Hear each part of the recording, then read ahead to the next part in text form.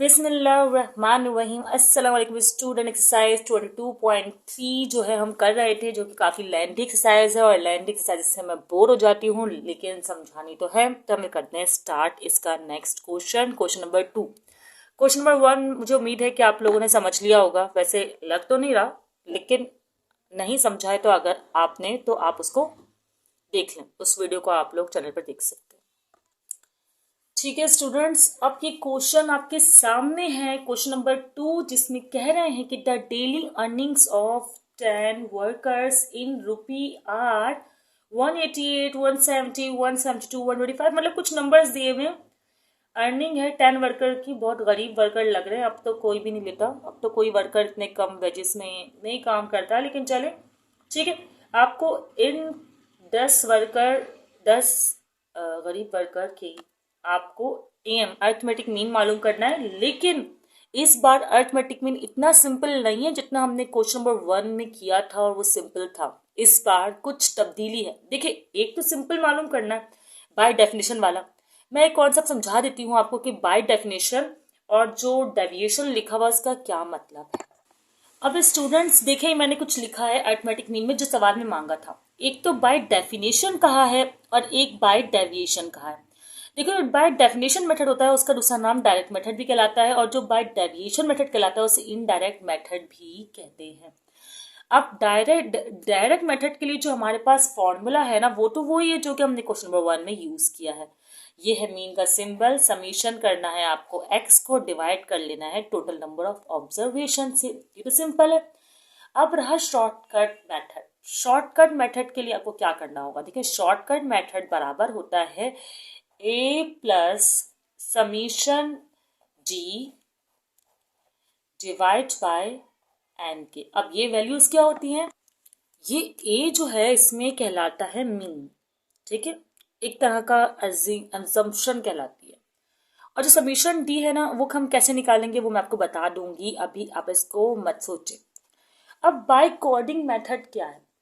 Bye coding method में आपको mean he मालूम करना है, पर फॉर्मूला इस बार ए होगा प्लस एच होगा और summation U divide by summation N. सही है। अच्छा, ये सब कैसे आएगा? देखिए, ये चार्ट जो मैंने बनाया है, जो कि आपको शो नहीं हो रहा, उनमें हम ये सब वैल्यू से निकालेंगे। समीशन एक्स निकाल लेंगे फर्स्ट, ठीक है, ताकि ये सॉल्व हो जाए। तो पहले ऐसा करती हूँ कि वैसे स्टार्ट करती हूँ, पहले वैल्यूज को निकालते हैं, फिर वन बाय वन आपको समझ में आ जाएगा। तो पहले डायरेक्ट मेथड करते हैं और समीशन एक्स हम कर लेते हैं मालूम। अब ये चार्ट तो आपको नजर आ रहा है। इसमें अभी जो अरिथमेटिक मीन निकालने के लिए कॉलम यूज होंगे वो सिर्फ 1, 2, 3 इन कॉलम्स का काम है। पहले हम इन वैल्यूज को निकाल कर रख लेते हैं, ठीक है।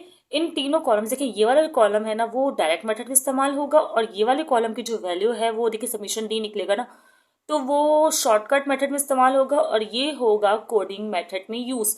लेकिन जल्दी से हम कर लेते हैं मालूम। पहले तो मैं ऑब्जर्वेशन को लिख लेती हूँ यहाँ पर। अब आप क्या करेंगे, समीशन एक्स आपको मालूम करना है, तो इन सब नंबर्स को आप कर लेंगे ऐड कैलकुलेटर में, और जब कैलकुलेटर में करेंगे ऐड तो आंसर आएगा आपके पास। अब जब समीशन करेंगे तो क्या वैल्यू आ रही है? 1721, ठीक है, आपको नजर आ रहा होगा, बिल्कुल। अब क्या करना है आपको? x माइनस ए करना है। अगर आप सवाल में गौर करें तो आपको ए की जो वैल्यू गिवन है वो है 50। इसका मतलब आपको तमाम x में से 50 को कर लेना है माइनस। जब आप तमाम x में से, जैसे 115 में से 50 को अगर माइनस करेंगे तो 65 आएगा। इस तरह 125 में से 50 को माइनस करें तो 75, फिर इसी तरह यहाँ पर 120 बहुत इजीली सब्ट्रैक्ट हो रहा है, और फिर 122, इसी तरह 122 के बाद क्या है, हाँ ठीक है, इसको करेंगे तो 131। ये मैंने माइनस करके रखा हुआ है, क्योंकि वीडियो ऑलरेडी अगर मैं कैलकुलेटर में इस तरह माइनस कर करके दिखाऊंगी ना आपको, तो फिर तो हो गया काम, फिर तो हो गई वीडियो और आप लोग को भी नींद आ जाएगी। तो खैर, यहाँ पर आप इस तरह सब्ट्रैक्ट कर लें, मैं यहाँ पर सबको माइनस करके लिख लेती हूँ। अब इसको मैंने माइनस कर दिया, अब इसको सम करना होगा। इन सब का सम जो है हमारे पास आ रहा है 1221, 1221। अच्छा, एक प्रॉब्लम है। एक प्रॉब्लम ये है कि खामखा मैंने इतने कम कॉलम साइज किया है और यहाँ पर इतनी जगह छोड़ दी है। खामखा आप लोग थोड़ा कॉलम को सही कीजिएगा, ताकि क्लियर वीडियो, सॉरी वीडियो तो मैं बना रही हूँ ना, क्लियर आपको लिखें और आपका जो क्वेश्चन है वो साफ सुथरा लगे।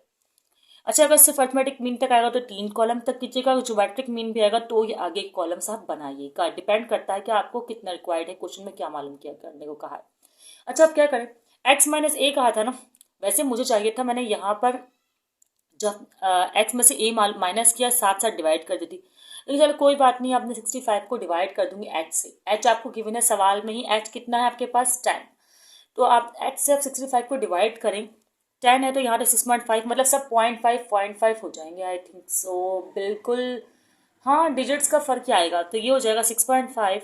10 तो है, 10 में तो बहुत आसानी हो जाती करने पे, तो ये 7.5 कैलकुलेटर को भी लेने की जरूरत नहीं है आपको, बस एक डेसिमल जो है ना आप शिफ्ट कर दें, मतलब 12.0 फिर 12.2 डेसिमल लगा दें 2 डिजिट्स बाद, 13.1 और 13.8, 14.0, 14.0, 14.5 एंड एक मिनट मैं इसको सेट करूँ, 14.5।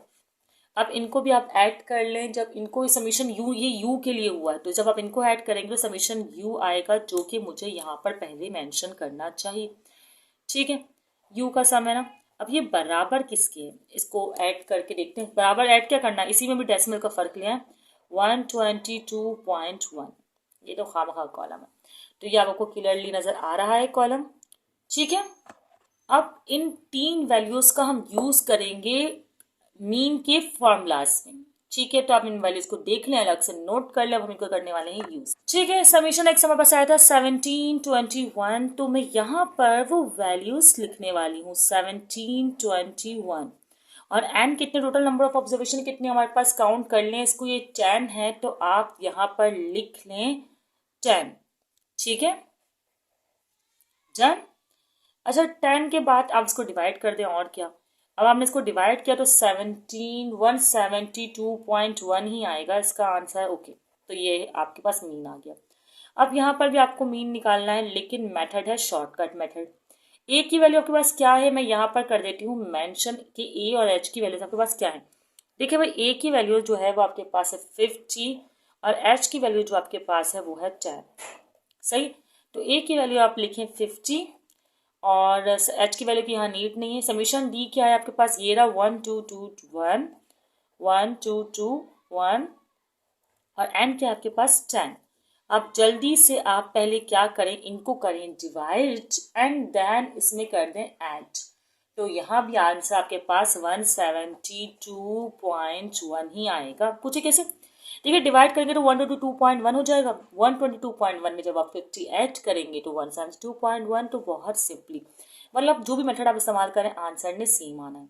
अब यहाँ हो गया 50, अब ये एच है, एच आपको पता है ना 10 है, तो प्लस, यहाँ पे प्लस का साइन है, यहाँ 10 है, इसको आपको मल्टीप्लाई करना है समीशन यू से। समीशन यू ये रहा 122.1, ये तो साफ जाहिर हो रहा है कि मेथड में इसका आंसर भी जो है वो सेम आएगा। ठीक है, नजर आ रहा है ना आपको 122.1, ही मैंने लिखा इस तरीके से ना, क्या करूँ मैं अब, और ये 10 है। इन शॉर्ट अगर आप देखें तो 10 से 10 हो गए कैंसिल, तो बिल्कुल यही वैल्यू एक तरह से आ गई, और आप इसमें कर दें ऐड तो आपके पास मीन आ जाएगा 172.1। तो ये आपने सीख लिया कि कैसे आप 3 डिफरेंट मेथड्स को यूज करके मीन मालूम कर सकते हैं। वो 3 डिफरेंट मेथड्स क्या थे, by definition and by deviation. By deviation के 2 सब मेथड है, जिसे शॉर्टकट मेथड और कोडिंग मेथड भी कहा जाता है। चलें अब क्वेश्चन को कंटिन्यू करते हैं। देखिए, अब हमें जीएम के लिए काम करना है। ज्योमेट्रिक मीन का एक फॉर्मूला होता है जिसे कहते हैं product of x power 1/n, वो भी मैं आपको लिखकर दिखा दूंगी, मतलब प्रोडक्ट ऑफ एक्स करना होता है।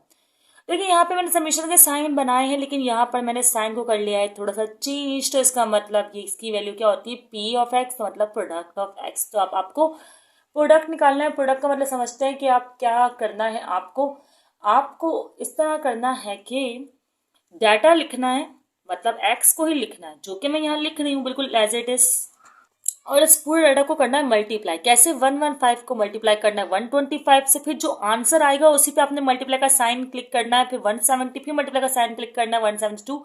तो इस तरह आपने इन सब नंबर को कर लेना है मल्टीप्लाई। जब आप इन सब नंबर से मल्टीप्लाई कर लेंगे ना, तो आंसर काफ़ी बड़ा आएगा।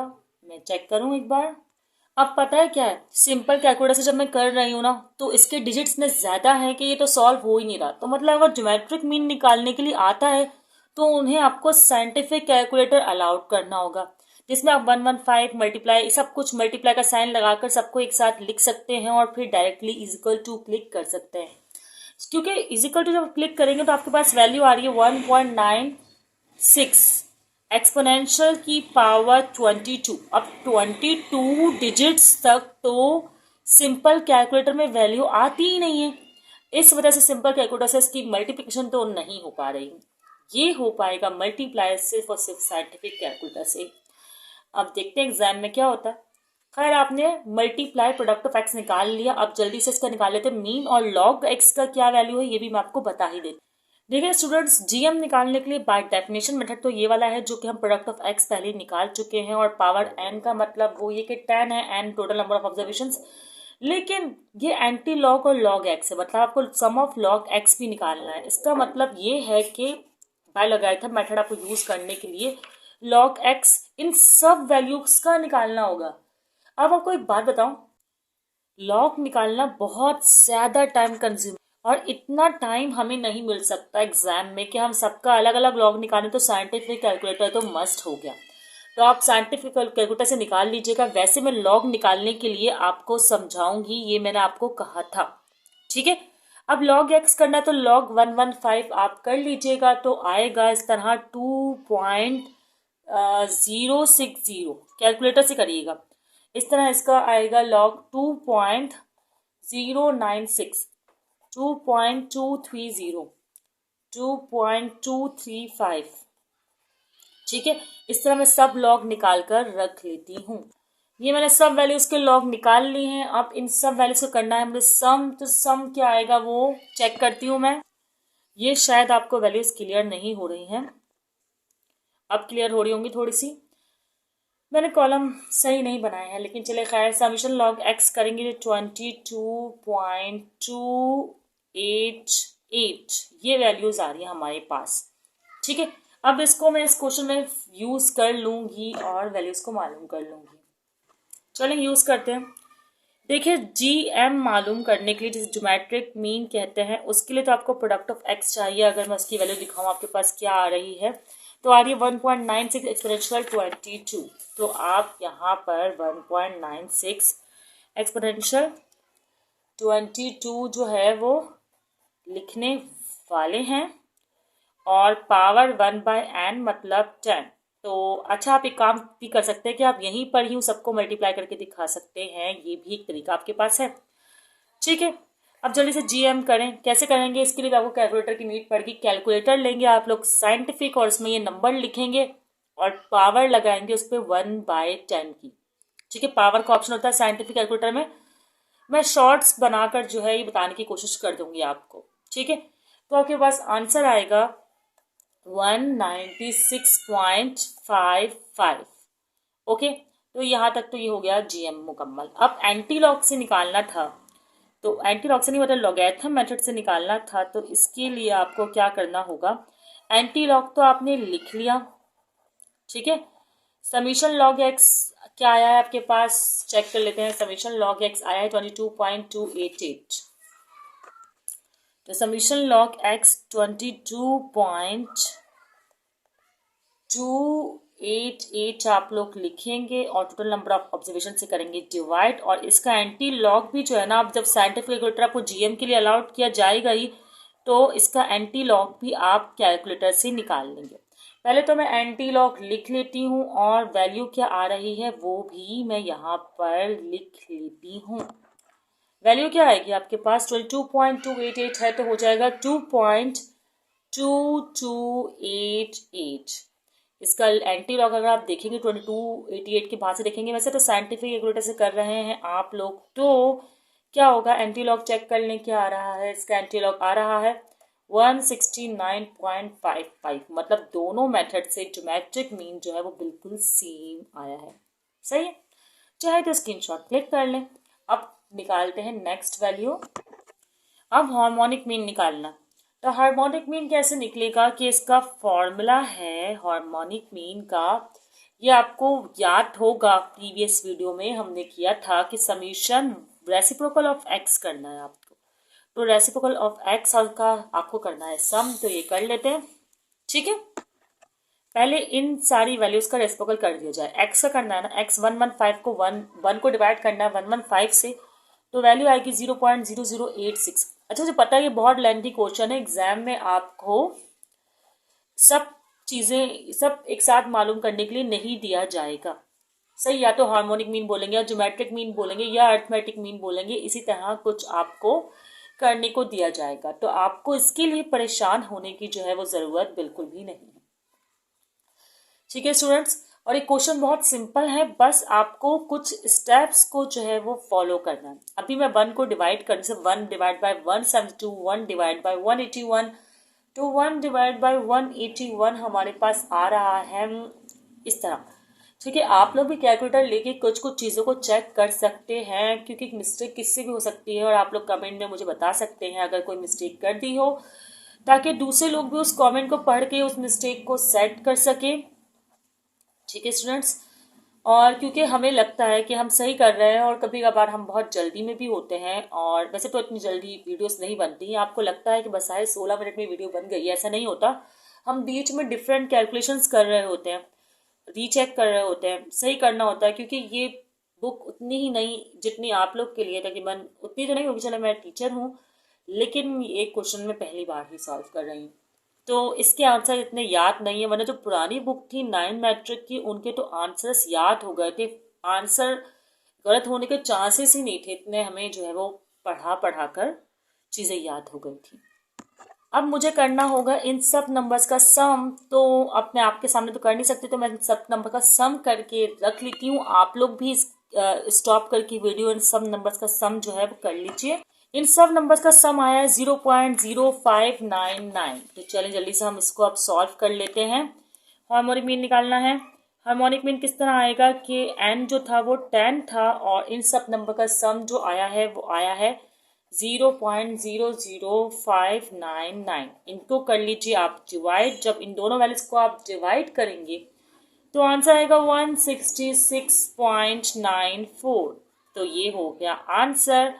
और अभी शायद कुछ और भी सवाल में रिक्वायर्ड है स्टूडेंट्स। अब आपको क्वेश्चन में रिक्वायर्ड है मीडियन भी और मोड भी। बस जल्दी से क्वेश्चन मुकम्मल होने वाला है, आप लोग बोर्ड मत होइएगा। मैं इस तरह शायद नहीं क्लियर कर पाई हूँ कि आप लोग बोर्ड ना हो, लेकिन मैंने सिंपल तरीके से समझाने की कोशिश की है। खैर, स्मॉल एम सिंबल होता है मीडियन का, जो कि हम पहले भी निकाल चुके हैं। अब आपको एक और काम करना है, ये है डाटा इवन।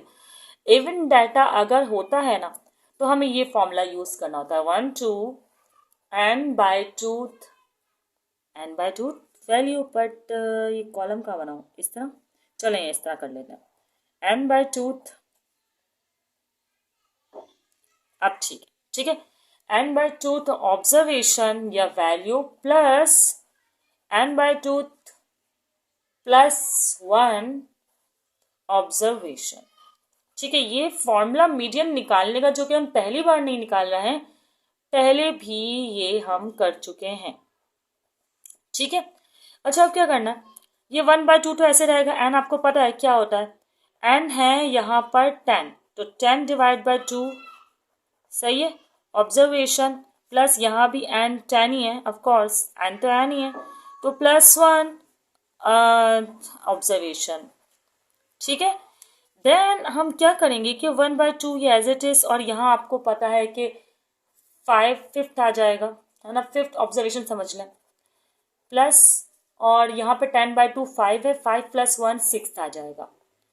ठीक है, तो अब आपको क्या करना है, अब आपको 5th और 6th ऑब्जर्वेशन लिखनी है। अब 5th और 6th ऑब्जर्वेशन लिखनी है तो वो मैं आपको बताती हूँ, ऐसा कोई मसले की बात नहीं है। ठीक है, 5th ऑब्जर्वेशन 1 2 3 4 5 181 5th ऑब्जर्वेशन है, और 188 6th ऑब्जर्वेशन है। तो अब मैं यहाँ लिख रही हूँ 1/2 एज इट इज, और 181 प्लस 188। ठीक है, अब इन दोनों को आप सम कर लें, और डिवाइड कर दें 2 से, सम किया तो 368 आया, और जब डिवाइड किया 2 से तो वैल्यू आई हमारे पास कितनी आ रही है, 184। सही है। तो ये हो गया मीडियन, जो कि इतना टेढ़ा मेढ़ा सा मैंने जल्दी जल्दी में किया है, लेकिन चले कोई बात नहीं। अब जल्दी से निकाल लेते हैं मोड। अच्छा, मोड वो वैल्यू होती है जो कि बार बार रिपीट हो रही हो। तो आप देखें 190 और 195 2 टाइम रिपीट हुआ है, तो इसका मतलब ये हुआ कि 190 और 195 इसका मोड हुआ। मोड मोर देन 1 हो सकते हैं, ऐसी कोई बात नहीं है कि एक ही मोड आपको लिखना है। और इस मीडियन को भी आप देख लीजिएगा। सही है। तो यहाँ पर ये क्वेश्चन नंबर 2 हुआ मुकम्मल, जिसमें हमने क्या क्या मालूम किया है। हमने मालूम किया है मीन 3 डिफरेंट मेथड से, 2 मेन मेथड से और 2 सब मेथड से। खैर, और इसके अलावा ये हमने ज्योमेट्रिक मीन्स मालूम किए हैं 2 मेथड से, और हार्मोनिक मीन का तो एक ही मेथड था, मीडियन मालूम किया है और मोड मालूम किया है। अगर कोई क्वेश्चन हो तो कमेंट सेक्शन में आप पूछ सकते हैं। दुआओं में याद रखिएगा। अल्लाह हाफिज।